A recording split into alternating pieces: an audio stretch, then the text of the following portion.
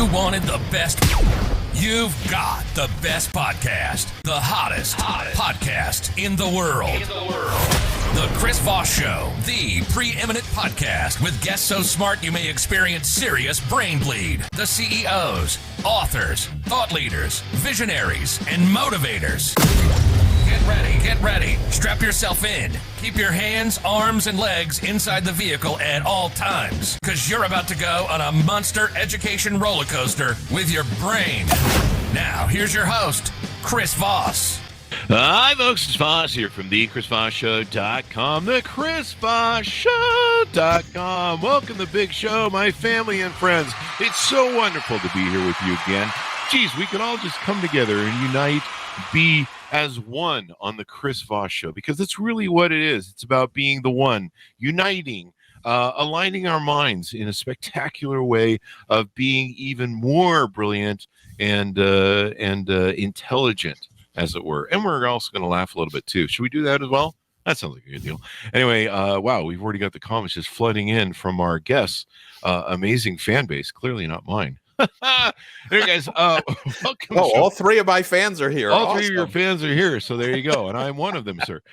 So we've got an amazing author, a multi-book author, who's going to be coming to you with some incredible business books and writing and authorship stuff that he's done. And he's going to expand your mind and make you more brilliant. And of course, I'm just here to make you laugh and tell stupid jokes. So in the meantime, that's all the more reason to refer the show to your family, friends, and relatives. Go to goodreads.com/Chris Voss, youtube.com/Chris Voss, linkedin.com/Chris Voss, and see us over on Chris Voss 1 on TikTok. Today, we have him on the show. He's the author of the newest book. Comes out June 20th. 2023. Josh Bernoff is on the show with us today. And his title of his book is called Build a Better Business Book: How to Plan, Write, and Promote a Book That Matters, a comprehensive guide for authors. He's joining us on the show today. He is the author and co-author, editor, or ghostwriter of 8 business books. That's a lot going on there. Book projects on which he has collaborated have generated over $20 million for their author. His most recent book, the one we just mentioned, and he is also the author of Writing Without Bullshit: Boost Your Career by Saying What You Mean. Writing Without Bullshit. He must have read my book. Toronto's Globe and Mail called it a strunk. What? A strunk and white. Strunk and white for the modern knowledge worker. Yeah. He's a groundswell, winning in a world transformed by social technologies, which is a Business Week bestseller. And he writes a blog post on topics of interest to authors every day. His blog has generated 4 million views. Welcome to the show, Josh. How are you? I'm doing great. It's great to be here and talk to your audience. It's great for you to have you here as well. And we've been friends on Facebook for probably a number of years, I think. Yeah, well, you know, the Facebook thing happened and all of us signed up in like 2007, and now we're all still friends. Wait, so you didn't follow me as a friend? No, I'm just kidding. I don't know. You know, it's amazing how that whole thing worked, where you just kind of found friends through the amalgamation of everyone getting together, and then of course finding out who the smart ones were and blocking and kicking all the rest. So you made the cut, or I made your cut. One of the two. We made each other's cut. So give me a .com so people can find you on the interwebs. Okay. People want to connect with me. Everything is at bernoff.com. That's BERNOFF.com. There's a blog there. I post every weekday, and bernoff.com/books will give you access to my books. There you go. So, Josh, we need to establish one thing. What is a strunk? Is it a Canadian thing? So, no, it's probably the most influential book ever written about writing and the quality of writing. Was called The Elements of Style, and the authors were Strunk and White. Okay. So it's E.B. White, who went on to become the editor of the New Yorker. Yeah. So to say this is a Strunk and White for the modern knowledge worker is sort of like saying, you know, this is the New Testament of the Bible. It's like, oh, there you go. That's the next thing we need to read. See, this is why I do this show. I learn stuff every day, and my audience does too. I intend to help people get smarter, so let's do that. That's what our job is. All right, so let's get into it. What motivated you want to write your latest book here? Well, what motivated me was that after 15 years of working with authors and 8 years of doing that exclusively, the authors I was working with kept asking the same questions over and over and over again. Questions about how to get published, about how chapters are structured, about how to have an idea that's actually worth writing about, and questions about how to promote a book. I mean, obviously, step one is to get on the Chris Voss Show. But after that, there are a lot of other questions that people have about book promotion. So I said, all right, let me write this all down. And 70,000 words later, now there's a book that's got everything an author needs to know about how to create and be successful with a business book. And this is really important. We should probably hand this out to people because we get pitched hundreds of times a month on the show, if not 1,000. It's quite. I spend a lot of my day. I spend about half the month saying no. And I wish I could say yes, but I mean, I can only do 2 to 3 shows a day. There's a weekday. There's just only so much I can do. And people sometimes get angry about me, but this is a book they should read because how to build a better business book is really important. Well, part of my goal here is to get there to be less crappy business books in the world. Okay. So maybe if there are fewer crappy business books, they won't keep pitching you. And people need to understand what it means to differentiate a book, how to have an idea that's a big idea, that's actually right, and that is differentiated from the other 73,000 books on the same topic. And they need to understand how to structure things so that you don't write the book that we've all read, which is like, oh, there it is again, chapter 3, chapter 4, chapter 5. Why do I keep reading the same thing over and over again? This could have been a goddamn blog post. So hopefully I can educate people so that they can produce books that are worth doing, or give up and do something else if they're not smart enough to do that. You know, there's a shirt and a brand line for you right there. You don't have a book, you have a blog post. You know, I have people that, you know, I'll consult with on starting a podcast, and they'll call me up and they'll be like, hey, Chris Voss, I got this idea for a podcast. I'm like, okay, what is it? And they tell me, and I go, you have an episode. You don't have a podcast. You have an episode. You have like an hour or 2 of data, and you got nothing after that. Well, like, yeah. So you should do that. You should make that shirt. Seriously, that would be funny as hell. Seth Godin gave you a nice review. You know, I read your book, and it helped me because my next book was going to be building a company on not having hangnails or something. I don't know. I just made that up, so I don't know. Okay, maybe not the best title, but not best title. And so your book helped dissuade me from starting that. So let's get into the depth of this a little bit more. Let's get some ideas and concepts out of you on what you put in the book and some ideas. Okay. Well, let's start with this. What does it mean to have an idea that's worth writing a book about? So we can already screen out a whole bunch of people who shouldn't be contacting you. So hangnails are out? Yes. Well, It depends. If it's a medical book, I guess it could be. But yeah, that's true, huh? But that's not a business book. Yes. You need 3 things. Okay. First of all, it has to be a big idea. And all that means is that there's a specific group of people for whom this is significant. So if you're going to write a book about, let's say, the effect of artificial intelligence on the workplace, well, there's a lot of people in the workplace, a lot of managers, a lot of people need to hear about that. The second thing is it needs to be right. Now, obviously, new interesting ideas, you can't always prove they're right, but you at least need some evidence. You need some case studies, people who did it this way and were better off. Statistics and data is excellent. You just need some sort of information that makes it right, and something new about that information. That is, it can't just be rehash of what's already out there. The third thing, actually more important than the other 2, is that it's a new idea. So I said big, right, and new. A new idea is one that is differentiated. So yes, if you're going to write a book about the metaverse, well, there's a lot of books about the metaverse. But if you're going to write a book about how the metaverse is going to lead us all to have strokes and heart attacks from sitting in our chairs all the time, what? That's a new idea. Well, I didn't say it was right, but it would be a new idea. So you need to differentiate. There has to be some sort of a spin or way of looking at it, or a perspective that makes people say, "Oh, I haven't seen that before." Unless you can install the metaverse. Yes, unless you can complete the sentence. This is the first book that blah blah blah blah blah. Unless you can complete that sentence, you shouldn't really be spending your time on the book. Wow. So it needs to be right. It needs to be new. And it needs to be big. And it needs to be big. Yeah. So it can't be small. You can't go Yeah. small. You got to go big. These are really important facts because, I've gotten a lot of weird book pitches. In fact, sometimes it's kind of fun to get the book pitches because you're like, really? You wrote that? But I mean, the same can be said about my book. So there's that. Somebody in the audience says, I need to update my book on job hunting with social media or social networking. I mean, do what you want, man. It's your book. How many books get written every month? I think it's like hundreds of thousands.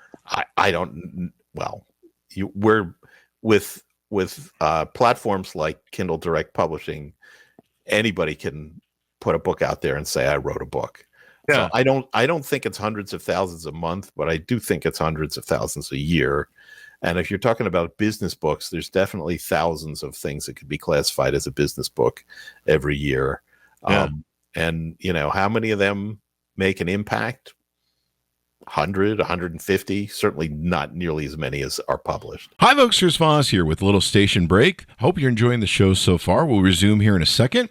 I'd like to invite you to come to my coaching, speaking, and training courses website. You can also see our new podcast over there at chrisvossleadershipinstitute.com. Over there, you can find all the different stuff that we do for speaking engagements if you'd like to hire me, training courses that we offer, and coaching for leadership, management, entrepreneurism, podcasting, corporate stuff. With over 35 years of experience in business and running companies as CEO. And be sure to check out chrisvossleadershipinstitute.com. Now back to the show. I know. I see their pitches. I mean, I love people that have ideas and they give them. And like I said, we wish we could have more focus on them. Yeah. But this is from, there's a few different data out here. So I'm going to throw some out just for shits and giggles for a conversation piece. The awful truths about book publishing. The numbers of books being published every year has exploded. I'm seeing by 2020, Bowker had given out 40 million ISBN registrations to U.S. publications. There's some people are quoting me $2 million books were self-published. 1.7 million are published in 2022 statistics.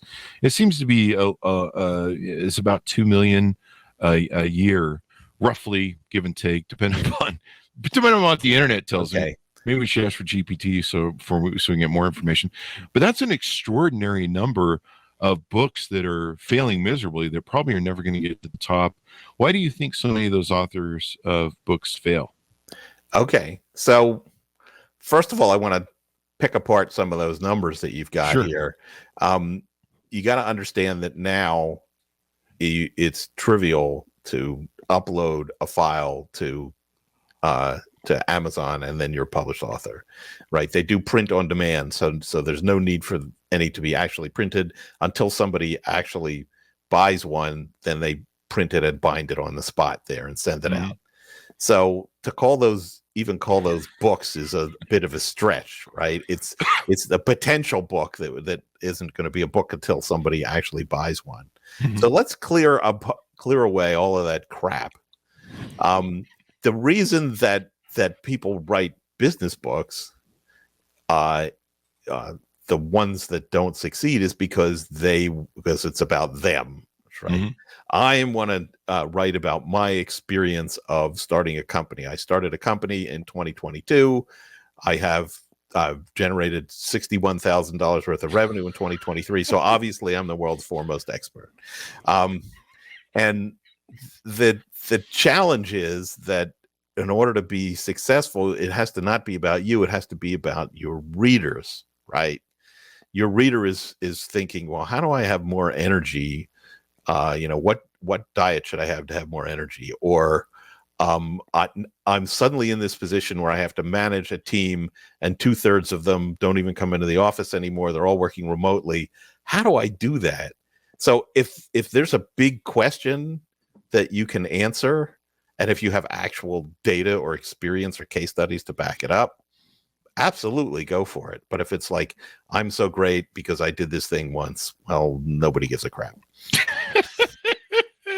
That reminds me of back in the day when I think I was at 100,000 on Twitter, and I was like one of the top 1,000 users or something. There was a guy that I saw on Twitter, and he was selling a course because he got from 0 to 100 within 30 days on Twitter followers. And I'm like, you're selling a course for this? Like, seriously?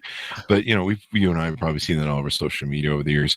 But so what you're saying is it's not about so much you, but solving problems for your readers and the people who are going to buy your book. Is that what you're saying? Yes, absolutely. So you need a class of people who've got a problem, right? So I have a lot. I'm on social media. There's a lot of people that have a lot of problems. Yes, but you need one solution that fits a whole bunch of people. And that's the problem. I can't solve all their damn problems.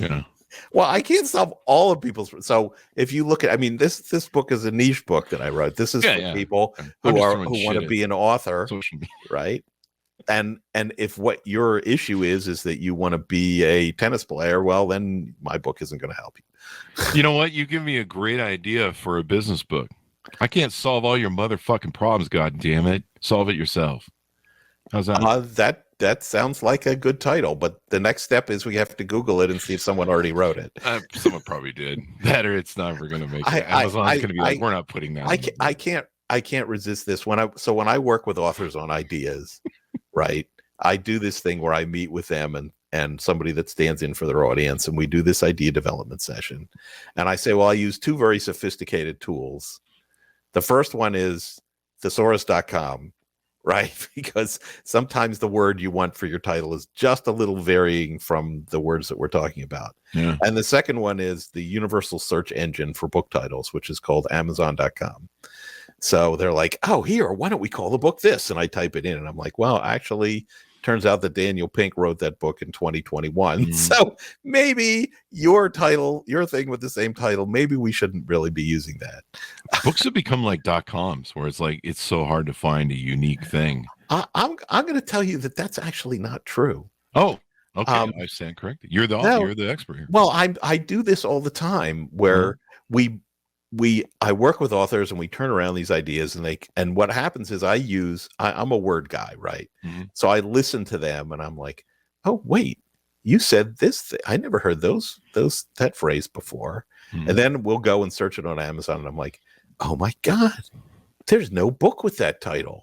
You could own that.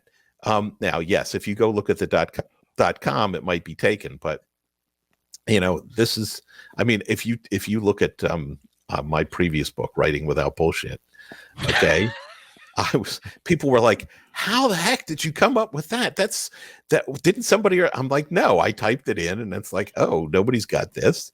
And that's really what I wanted it to be about how to be direct and clear. And I'm like, okay, I own it. And for the first 7 years of my independent work, withoutbullshit.com was my website. So there you go. Yeah, my next book, we found a lane. I was really surprised we found a lane, and it came to me one day driving the car. I was listening to a lot of different business books and leadership, and I have to finish writing the book. But if it sticks on the material, on the title, then it sticks. But yeah, I was really surprised. I looked on Amazon, and I had to blink twice, and I'm like, "Are you for real?" And sadly, I can't tell anybody what it is, but it has something to do with it's actually called I Can't Fix All Your Mother, whatever I reference. I don't want to say all that for YouTube.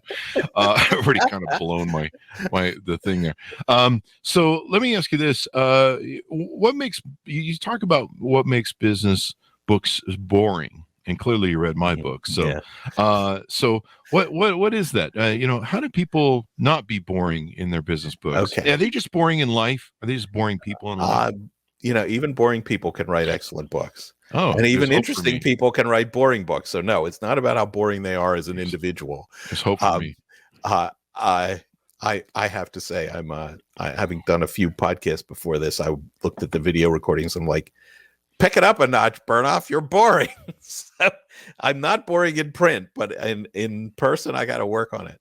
Anyway, how not to be boring. The number one thing, the simplest thing, the easiest thing, the most powerful thing is that books are made out of stories. That includes business books. Stories.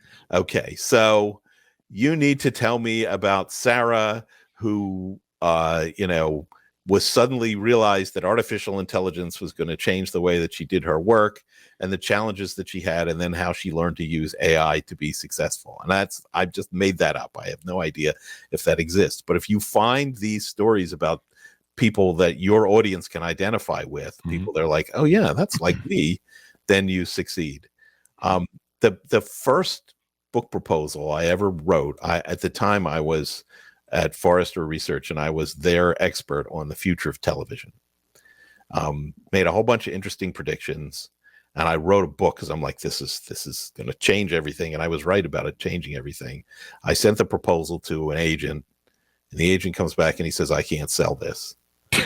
And I said, why not? There's some shocking changes coming. He's like, there's no people in here, and there are no stories in here, and business books are made out of people and stories.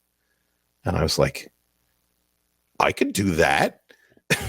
So from that point forward, it was always about interviewing people and the experiences they had and explaining what happened with them. And that's what people remember. They're like, oh yeah, that person at the beginning of chapter 3 who had writer's block, and then you explain how they got past it. That's me. I understand that. There you go. Stories, we talked about this on the show. I think my audience has heard me say it ad nauseum, but it's important. Stories are the owner's manual to life. And that's how we learn from each other. Because I didn't get my owner's manual in the mail. Did you? I think the post office sent it to Zimbabwe. Well, I got it delivered to me orally by my dad, but eventually that kind of information goes out of date and you have to figure it out on your own. Yeah. Most guys get it delivered orally to them by their wives, telling them how boring they are and how they need to do better at folding the socks or whatever that is. Well, so there you go. I'm not going there. Yeah, I think you went a different way than I did with that joke, but that's okay. We all get it. So you talk about a number of things in the book. One aspect is deciding between the 3 publishing models, and this is really important to me because at first I was going to try and push my book to go full publishing, and I was hoping, since we have such a great relationship with Simon Schuster and Penguin Random House, all the people, they might pick it up. But then I talked to some of my friends who actually were big time CEOs who put out books with major publishers, and man, they talked me the hell out of it. It was kind of interesting. But you talk about traditional self-publishing and hybrid, and the different axioms of costs and speed and influence and stuff. Tell us a little bit about that, because that's real important in the decision making. I think that people have to make. Yeah. So the traditional way that everybody knows about is you write a book proposal, which is a significant amount of effort. You get an agent, and then you shop the book to publishers. And of course, that's a crapshoot. You might get picked up, you might not. The most important thing these days to publishers is, what promotional resources do you have? Given your podcast audience, Chris, I think you could actually do that and succeed. But if you succeed with that, the good news is you're probably going to get an advance. So they're going to pay you, $30,000, $40,000, $50,000, $60,000 to write the book. Yeah. But you're going to have to wait 15 to 18 months for it to come out. And I did an author survey, and what I found was that it confirmed what I'd known anecdotally from working with authors, which is that all authors are unhappy with their publishers. It's that there's a lot of things they're unhappy about, but the most important thing to recognize is that when you have a publisher, it is still your job to get the book edited and be great. They're not going to have their editor do a lot of that work. And all of the promotional effort, or 90% of the promotional effort, is your job. So they're like, so these people are like, I had a book with a major publisher and it didn't sell. Well, what did you do to sell it? Because the publisher isn't going to do that. Now, put that aside. Second model is hybrid publishing, where you basically hire a publisher to publish your book. And if you look, right, this book is hybrid published. My publisher is Amplify. I've done 2 of the books I ghost wrote, Amplify published. And one of the books that I wrote when I was an analyst was published by Greenleaf, which is another one of these hybrid publishers. And you end up paying tens of thousands of dollars up front in that situation. But the royalty rates are higher. So if the book sells a lot, you could actually end up making more money that way. Oh, wow. Yeah, but if it doesn't sell a lot, you're out those tens of thousands of dollars. Basically, you're taking more of the risk as opposed to the publisher taking it. And in my author survey, the people with hybrid publishers were significantly happier with their publishers than the ones with traditional publishers. And there's a reason for that. The customer of the hybrid publisher is you, the author. That's who's paying them. Whereas the customer of the traditional publisher is the bookstore. That's where they get their money. So you, the author, are like an important supplier, just like the printer is. Whereas when you hire a hybrid publisher, then you're the customer.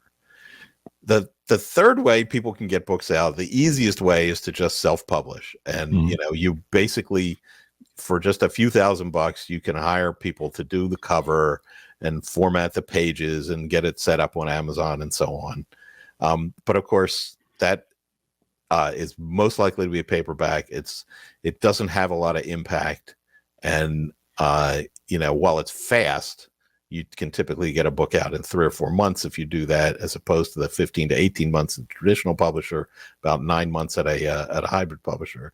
While it's fast, it's unlikely to just take off. And there are people who self-published and have sold millions of copies. Phil M. Jones, the sales expert who wrote exactly what to say, he was enormously successful. But most of those self-published books go nowhere. Again, the author's responsible for almost everything, including all of the promotion in that situation. Yeah, you have to spend a lot of time the town square yelling on your little soapbox about your book. But even then, I've had people we joked about how, I get pitches all the time from PR agencies, top #1 Amazon seller. This guy sold worldwide. And then I go on Amazon and they have like 1 review.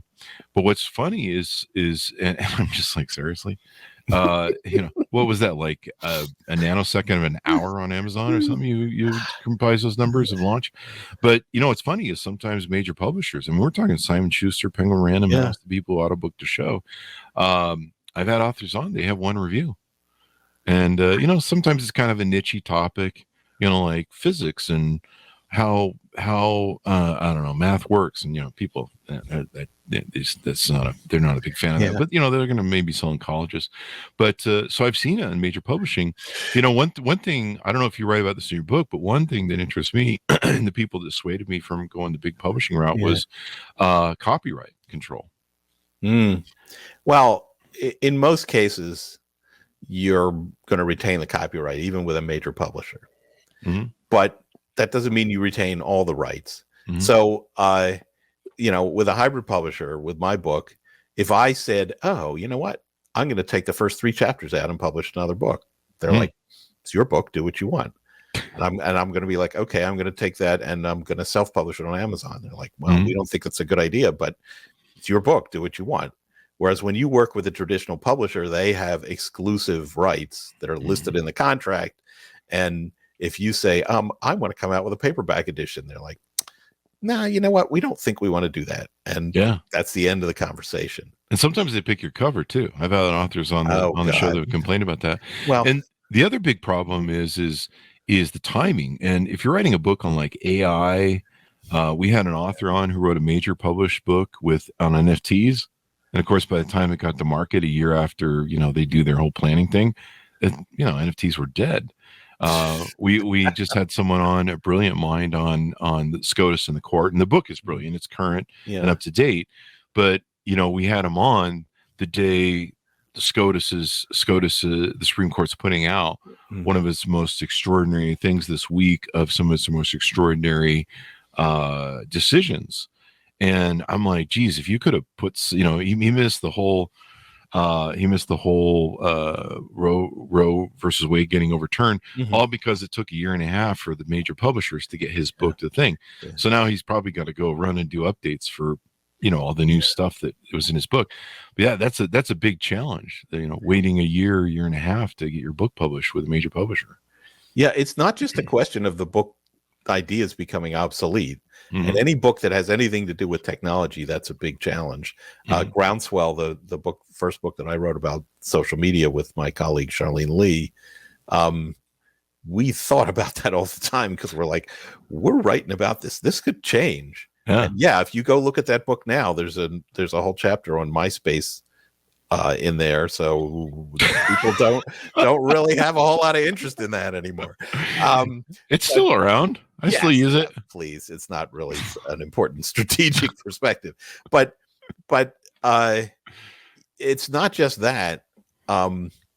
It's that the people write books because they want it to have an impact. They want to generate leads, or they want to increase their reputation. And I don't want to wait. If I have stuff to say now, I don't want to wait 18 months for that stuff to get out there and to actually generate business for me. So people have books that they want to do something for them, especially in these fast moving kind of markets. They get frustrated with the schedules of traditional publishers. There you go. Let's talk about AI, artificial intelligence, and what will AI do to the worlds of books? Because I've seen people saying, hey, you could punch out a book and write it really fast. We talked about some of the issues a second ago of, how long it can take for delays. I mean, if you write a book about AI with major publishers, and then you got to wait a year for that baby to come out after final edit. Yeah. I mean, you're just going to look kind of maybe foolish. You're going to be on to GPT-7 by then. GPT-7, your book's all about GPT-4 or whatever.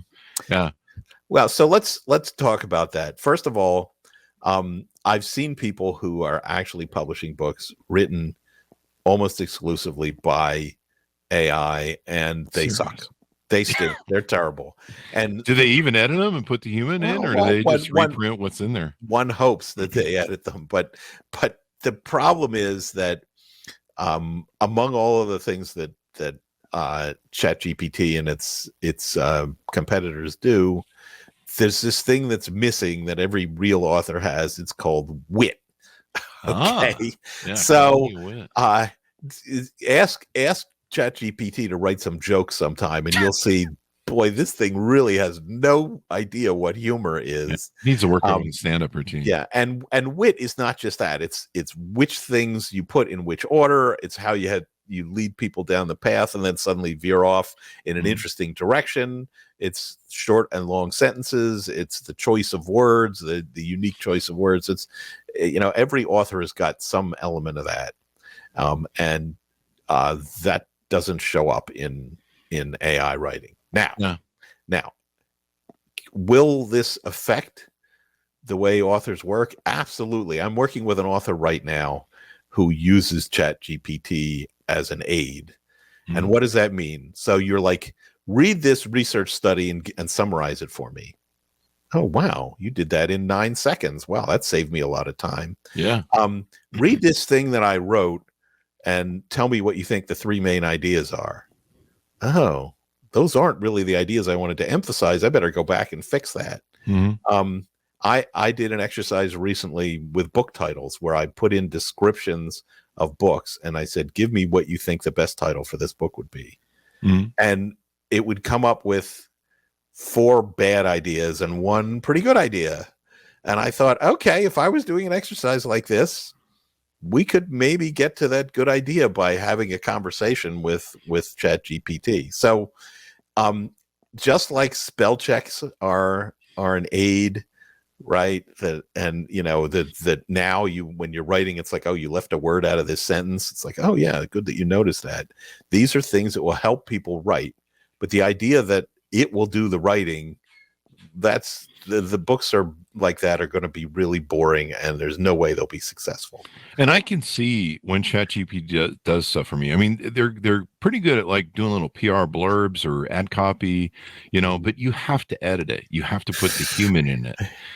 I have this vision of injecting the human into the machine, and maybe that should be the cover thing. But and there's the recent thing with the attorney who used ChatGPT to write an argument. Well, that's the other problem is that it pulled was bunk. Yes, it makes stuff up. So that's the other problem is the accuracy issue. Yeah. Well, plus the internet is full of all sorts of non-factual, made up. Yes, but this is where the crap. human comes in. If you're like, oh, well, here's a study that was published in madeupshit.com, maybe I shouldn't include that. Whereas if it just gets sucked in by ChatGPT, you're like, oh, okay, I'll put that in. And what's the source? Well, it didn't tell me that. Didn't realize that's where it came from. Got to have those notes in there. Yeah, it's interesting to me. It'll be interesting to see how people use it, because I can always read a chat GPT copy, and unless someone's injected enough human in it, I can read the bot. I can tell it's a bot. There's a static nature to it. I don't know, a staccato. There's a stanza to it. I think maybe is the word I'm looking for. I can tell by the that it does. It is the evenness of it. Yeah.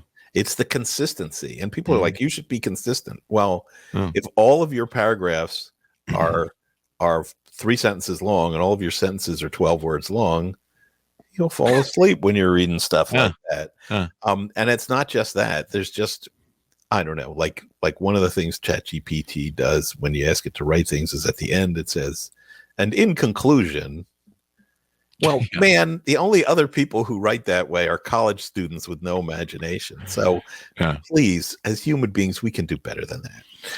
Yeah, it'll be interesting to see what comes of ChatGPT. I know.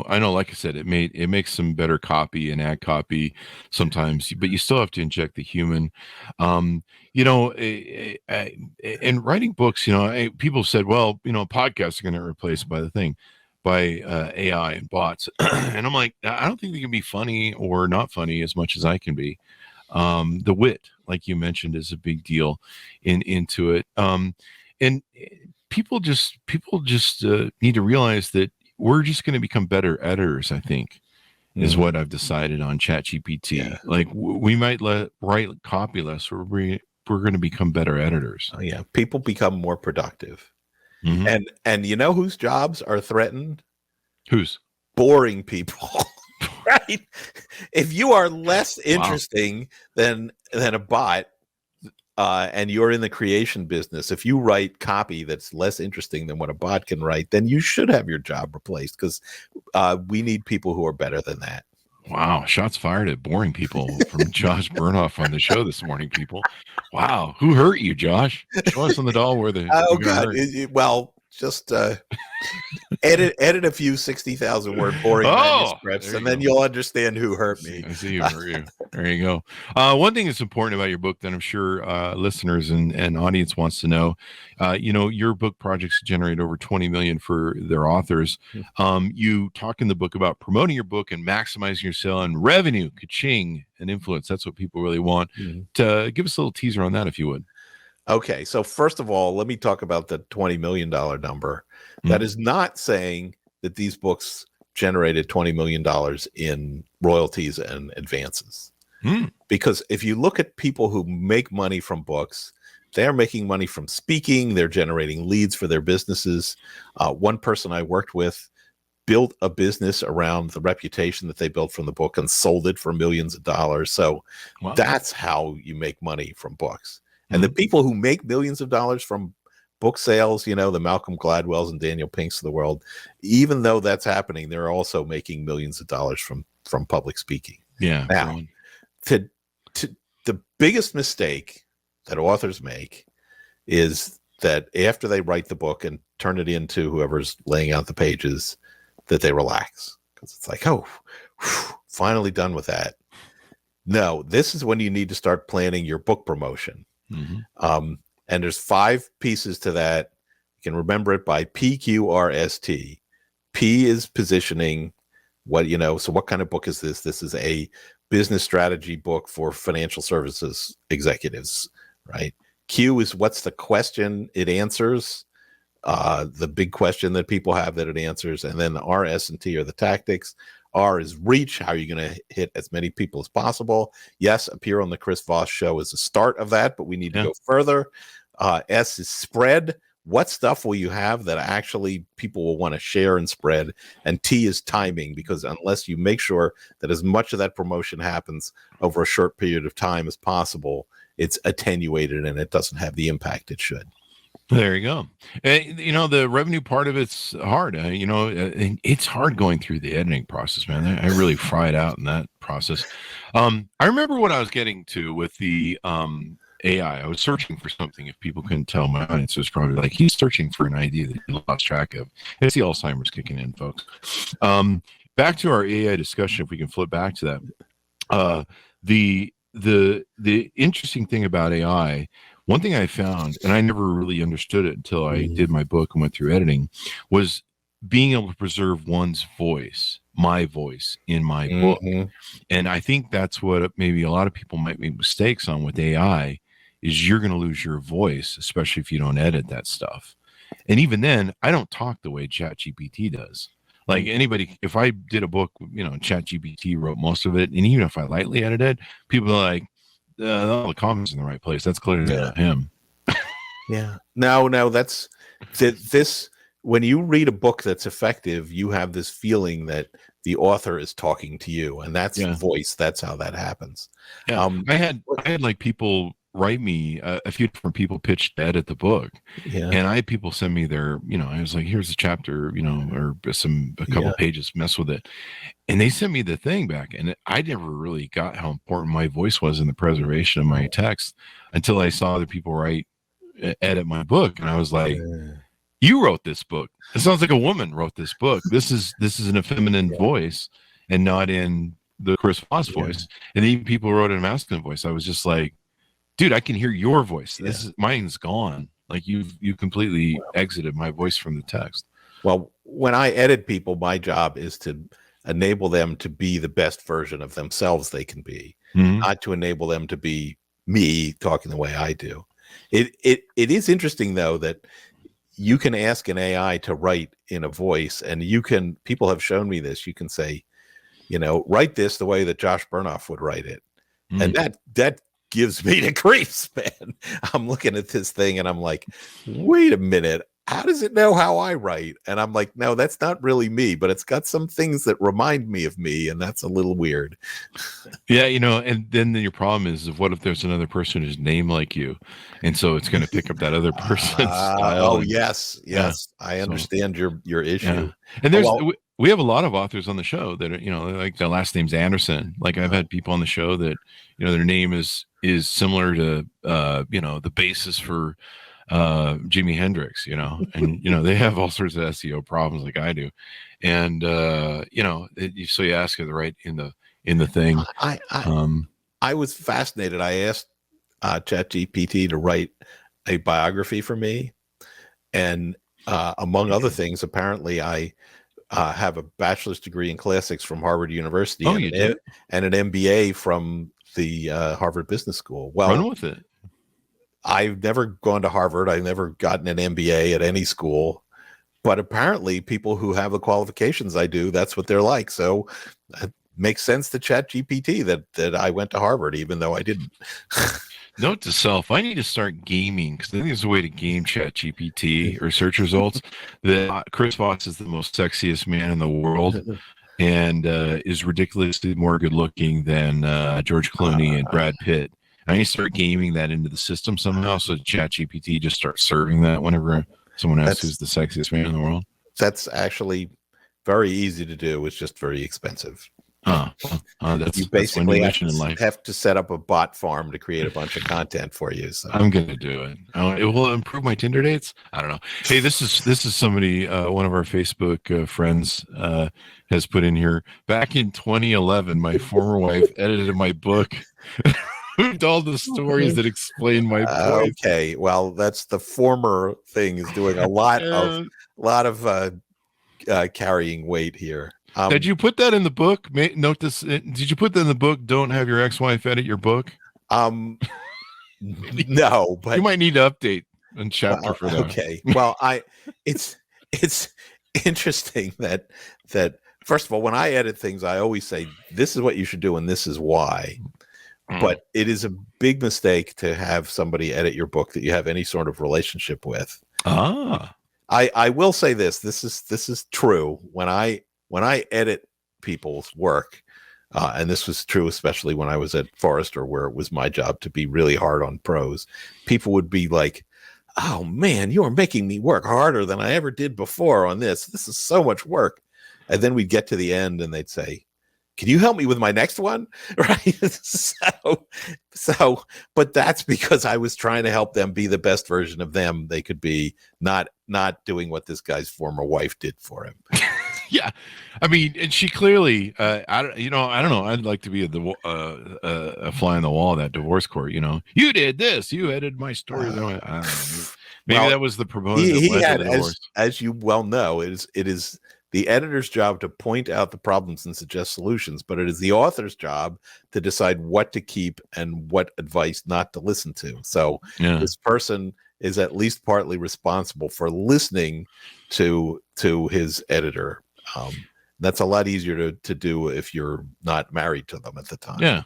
I mean, that's, but yeah, I can see why that would just go wrong. I mean, clearly she had issues with you before that. So, she probably took out all of his stories and then she wrote in like, he doesn't do chore play and put the shit socks away. And well, look, on the floor and so, my wife is an artist and she has absolutely no interest in my books and we get along great. And that's why. Yeah. That's usually how most wives work. They have no interest in who they're except when the paycheck comes. Anyway, that's a joke. People don't write me. So another thing from YouTube, Dan Kelson coming in from Boston, Plexicam Town. I don't know what that is. Oh, we use Plexicam for the show. There's a thing that holds the camera. That's probably the many challenges of authorship. Maybe that should be another book that gentleman who wrote in that comment should be like. Maybe that's the title of his next book. Never let your ex-wife write your book title or your book. So, I don't know. There's something there. It gets better. This is just going to become a show right here.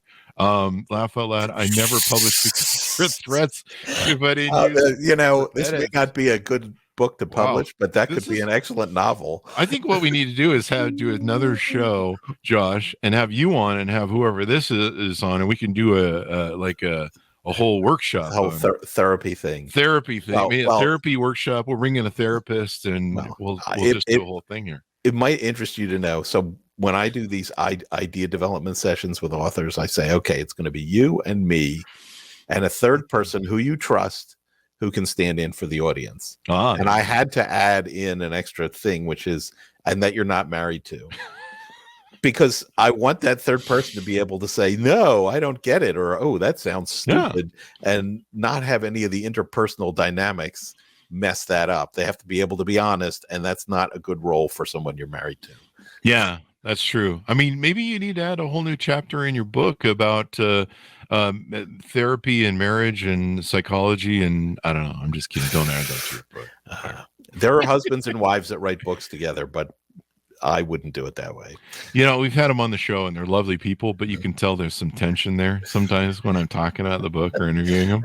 You really can. And sometimes I've had a husband and wife write, they do psychology for, how to have a happy marriage. And I'm just, sometimes I'll watch the show in the green room and I'm like, there's some tension going on there. I can see what's going on. I can't resist sharing this, right? Okay. So the first book I wrote, my co-author was a woman named Charlene Lee. Brilliant person. And it was a really intense experience for us to work together. It was a sort of an intellectual version of a marriage. And one of my wife's friends was like, aren't you worried that Josh is spending all this time with Charlene? And I'm like, she said, no. And of course not, because that was a knockdown, drag out, intellectual kind of collaboration. And that was it. Our relationship was a totally on the intellectual plane, and that has nothing to do with what's going on in the romantic plane with somebody you're married to.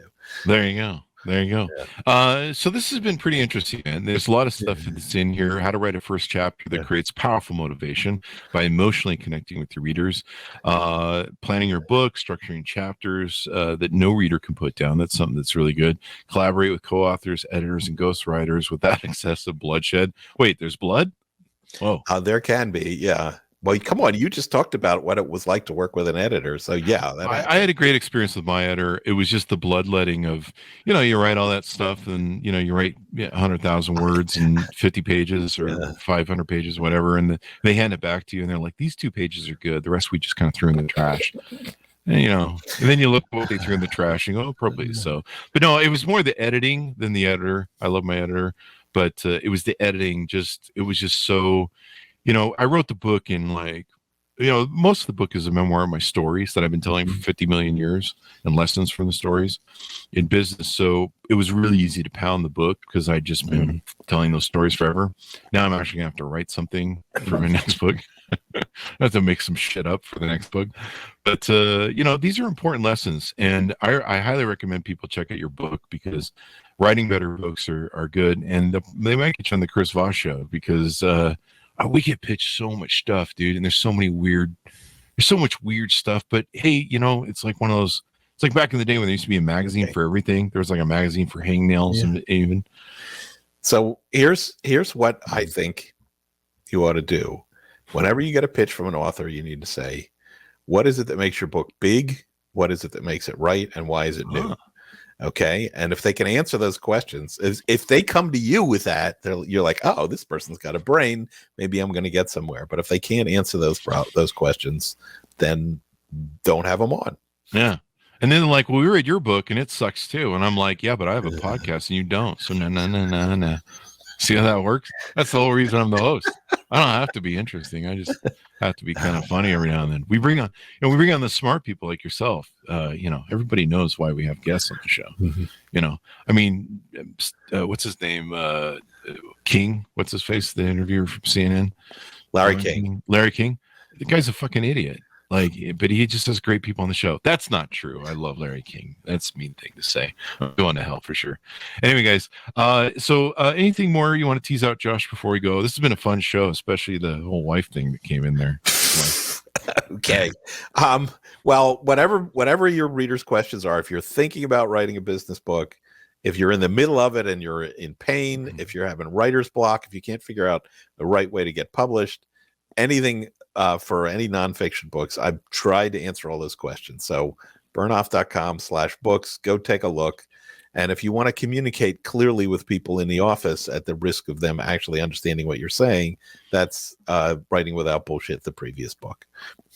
There you go. Check that out as well, folks. All of his books. Go on Amazon. You can find him. Just Google his name. Thank you very much, Josh, for coming to the show. We really appreciate it. It's been fun.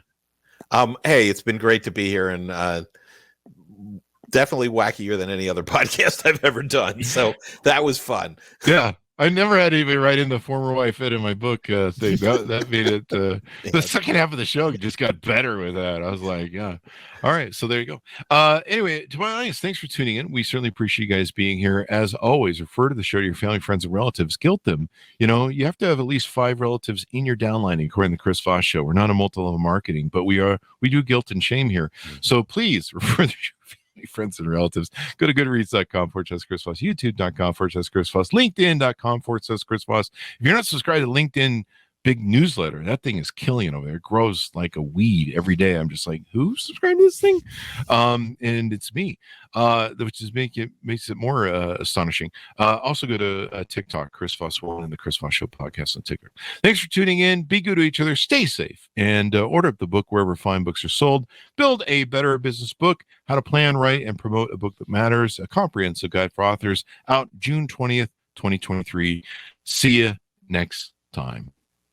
I missed the plug there.